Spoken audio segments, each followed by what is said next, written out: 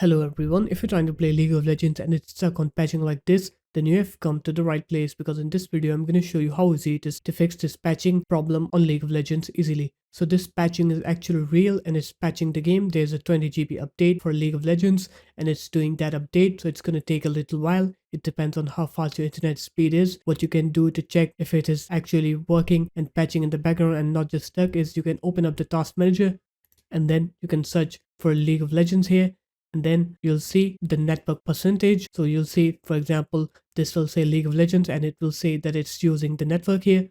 And if it's not using any network, then what you're going to do is you're going to just close League of Legends and then you're going to open League of Legends up, but make sure to run it as administrator. So what you're going to do is you're going to go to the League of Legends exe, you're going to right click on it, click run as administrator, and then just click yes on there, and then it will run League of Legends on administrator, and then it should use your network efficiently and patch the game faster. So there it is guys, that's how easy it was. If you guys found this video helpful, make sure to leave a like, comment and subscribe to the channel, and I'll see you in my next video.